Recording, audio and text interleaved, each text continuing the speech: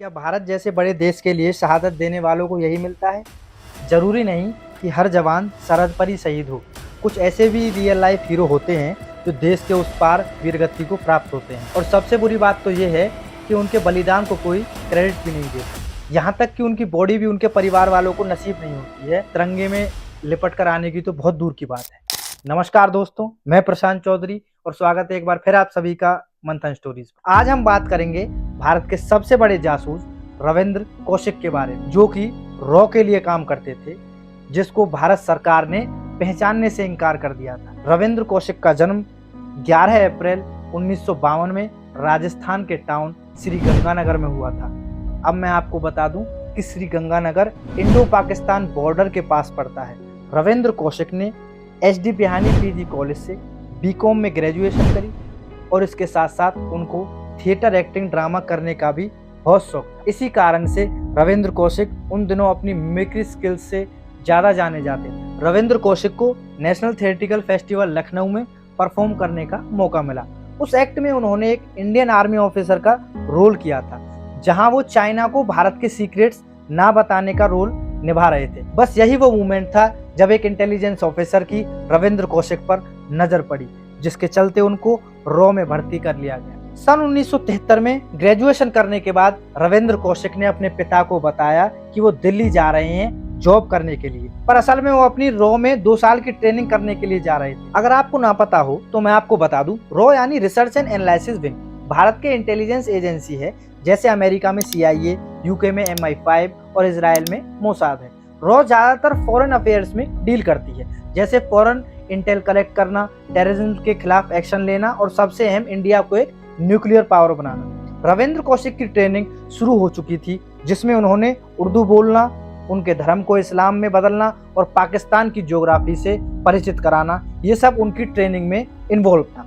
अब क्योंकि रविंद्र कौशिक का गाँव पंजाब बॉर्डर के पास में था, तो इसलिए रविंद्र कौशिक पंजाबी बोलने में भी बहुत ज्यादा फ्लुएंट थे, जिससे उनको पाकिस्तान में सेटल होने में ज्यादा दिक्कत नहीं आई, क्योंकि पाकिस्तान के कुछ हिस्से में पंजाबी भी बोली जाती है। सन 1975 तक रविंद्र कौशिक के सारे भारतीय रिकॉर्ड मिटा दिए गए और उनको एक नया नाम नबी अहमद शाकिर देकर इस्लामाबाद का रेजिडेंट बना दिया गया था।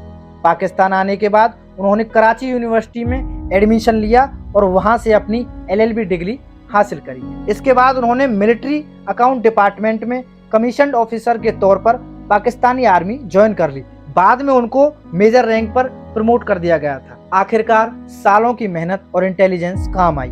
बस इसके बाद क्या था, सन 1979 से 1983 तक रविंद्र कौशिक भारत को पाकिस्तान की सारी कॉन्फिडेंशियल इंफॉर्मेशन देते रहे। किसी को शक ना हो, इसलिए रविंद्र कौशिक ने आर्मी यूनिट में एक ट्रेलर की लड़की से शादी कर ली। रविंद्र कौशिक के योगदान ने निसंदेह उन्हें रॉ के सबसे बेस्ट एजेंटों में से एक बना दिया था, जिसके चलते प्रधानमंत्री इंदिरा गांधी द्वारा उन्हें द ब्लैक टाइगर का टाइटल मिला था।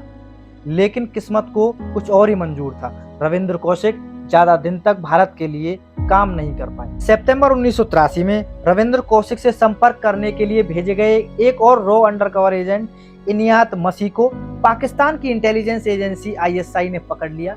जब भेजे गए एजेंट से टॉर्चर सहन नहीं हुआ तो उन्होंने रविंद्र कौशिक की 8 साल पुरानी आइडेंटिटी रिवील कर दी।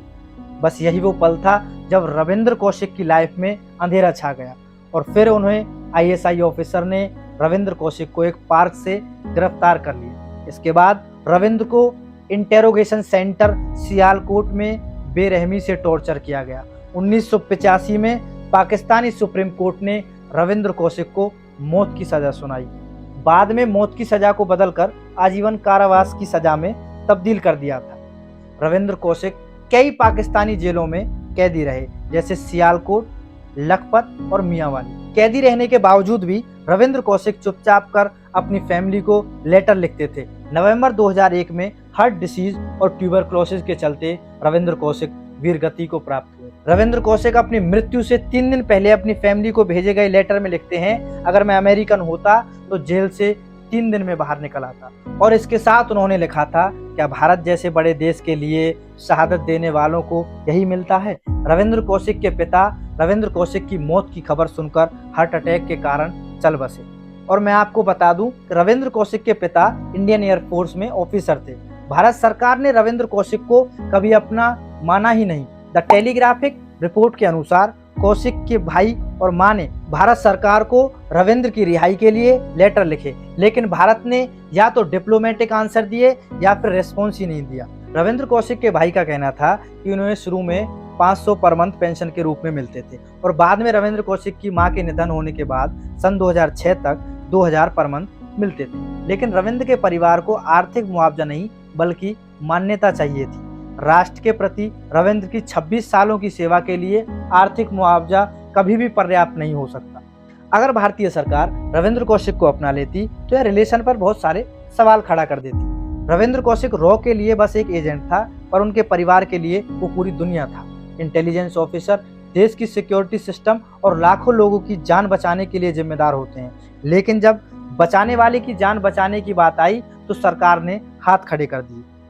रविंद्र के परिवार का दावा था कि 2012 में आई बॉलीवुड की फिल्म एक द टाइगर रविंद्र के किरदार पर आधारित थी, लेकिन फिल्म के डायरेक्टर ने रविंद्र की फैमिली को कोई क्रेडिट नहीं दिया।